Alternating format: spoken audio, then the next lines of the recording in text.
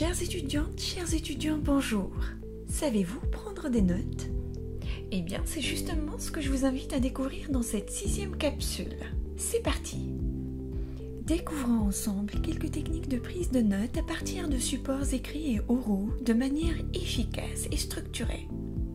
Vous êtes sûrement en train de vous dire, c'est quoi la prise de notes? Quels sont ses contextes? À quoi ça sert? Et comment m'y prendre? Alors, suivez-moi. Sachez d'abord que prendre des notes, c'est repérer et consigner l'essentiel d'un texte ou d'un discours, en utilisant un minimum de mots. La prise de notes nécessite 2 choses, la compréhension et la rapidité. Elle est très utile dans votre vie universitaire et même plus tard dans votre vie professionnelle. Dans la vie universitaire, les occasions de prendre des notes sont fréquentes et variées. En voici quelques-unes en guise d'illustration. Dans un contexte oral, cours magistral en présentiel ou à distance, conférence en ligne, exposé, réunion, entretien téléphonique, demande de stage ou d'embauche, examen oral, MOOC, et dans un contexte écrit, encyclopédie, polycopier, cours sur une plateforme numérique, examen écrit, livre, revue, e-book. Pour les 2 contextes, il suffit de comprendre, structurer, condenser et transcrire, garder des traces, comme des cours, des documents, traiter l'information, lors d'un examen, exposé, compte-rendu, entretien, dissertation, etc. Voyons maintenant à quoi sert la prise de notes. Eh bien, la prise de notes vous permet de garder une trace écrite d'un discours oral ou d'un document écrit, mémoriser et vous approprier un contenu. Attention toutefois, prendre des notes, ce n'est pas tout noter, mais synthétiser pour ne retenir que l'essentiel. Pour cela, chères étudiantes, chers étudiants, un conseil. Dégagez l'essentiel et organisez-le, surtout quand il s'agit de préparer un examen, d'élaborer un exposé, de garder les traces d'un cours magistral, d'un ouvrage, etc. Comment faire? C'est tout simple, faisons le tour de la question.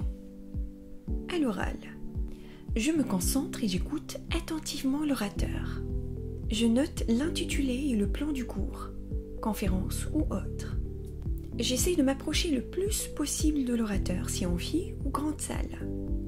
Je fais attention à tout ce qui peut me distraire, des copains endroits éloignés de l'orateur. Je fais attention au métadiscours de l'orateur. Ceci est important, retenez bien cela, ce mot est à souligner, etc. Je note les mots, phrases, citations que l'orateur note au tableau ou surligne sur un document PowerPoint. À l'écrit, je note la référence de l'ouvrage, auteur, titre, éditeur, année.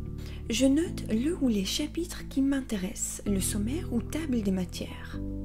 Je survole le texte, les titres et sous-titres. J'explique les mots difficiles, notamment les mots-clés.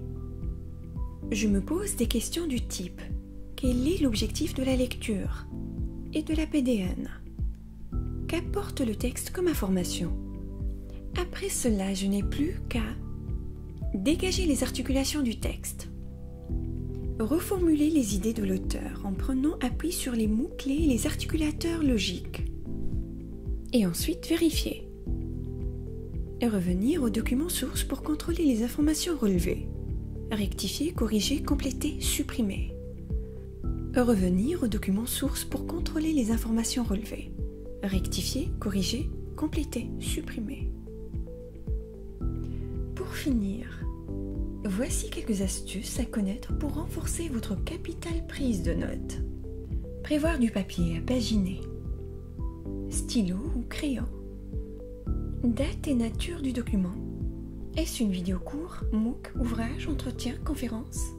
Laissez des marges à droite et à gauche pour les observations et compléments d'information et écrire sur le recto de la feuille seulement. Utilisez des sigles QCM, abréviations, DS pour dans, MS pour mais, PVT pour pouvant, etc. Sélectionnez les informations à consigner et évitez de tout noter. Éliminez certains mots inutiles comme les articles, verbes, avoir, être. Gardez les mots-clés, les connecteurs, mais, toutefois, parce que, etc.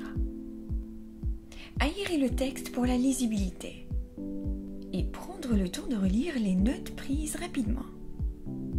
Voilà, j'espère que cette capsule vous a été utile et que maintenant vous savez comment prendre des notes de manière efficace. Rendez-vous avec la prochaine capsule avec les techniques de lecture. Vous l'avez deviné, les deux vont de pair. À très bientôt!